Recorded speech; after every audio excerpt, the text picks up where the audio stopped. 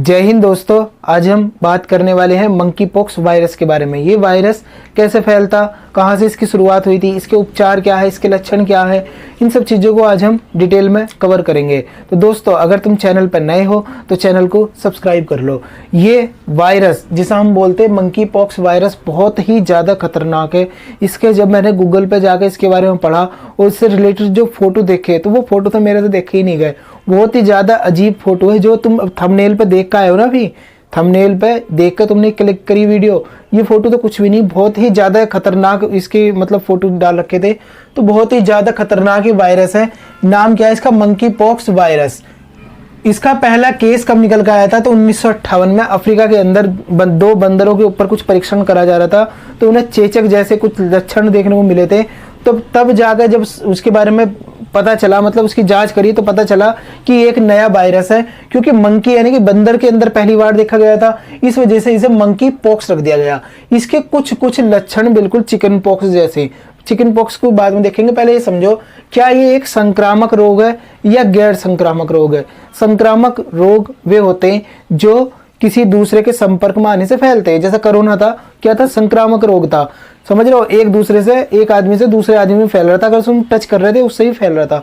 तो ये monkey pox virus कैसा है? एक संक्रामक रोग है। एग्जाम में ये डायरेक्ट स्टेटमेंट देकर पूछ लिया जाता। इसके लक्षण क्या है? नॉर्मली बुखार होगा, सिर दर्द होगा, मांसपेशियों में दर्द होगा, कपकपी होगी, फफोलेदार दाने होंगे और लिम्फ जो होती हमारे वो सूज जाती या वे थोड़ा सा उनका आकार बढ़ जाता।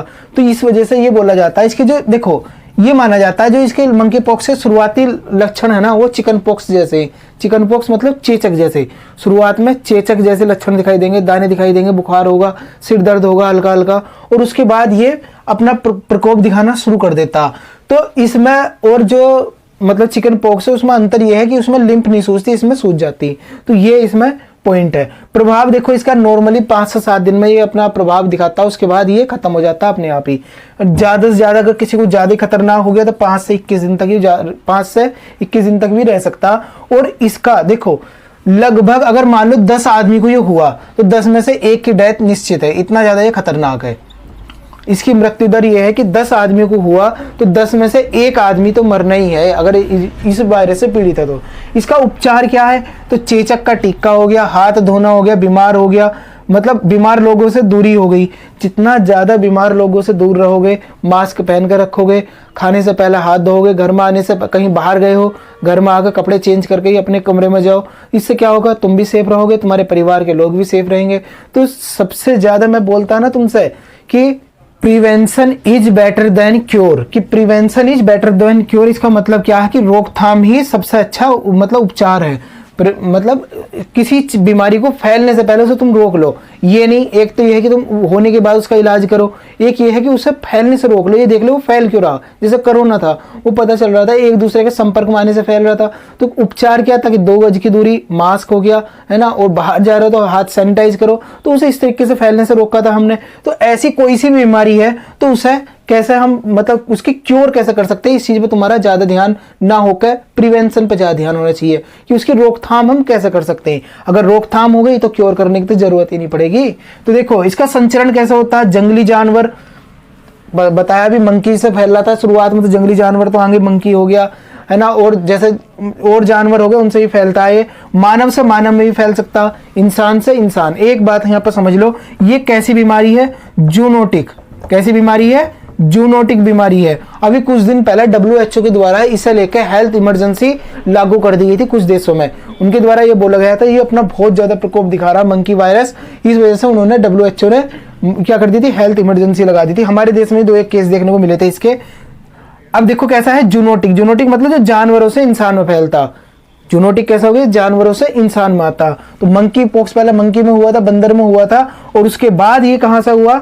जब इंसान में फैलना शुरू हो गया और मानव से मानव में फैलता। और इसके बारे में अभी बता दूं, 1958 में पहला केस देखने को मिला, 1958 में।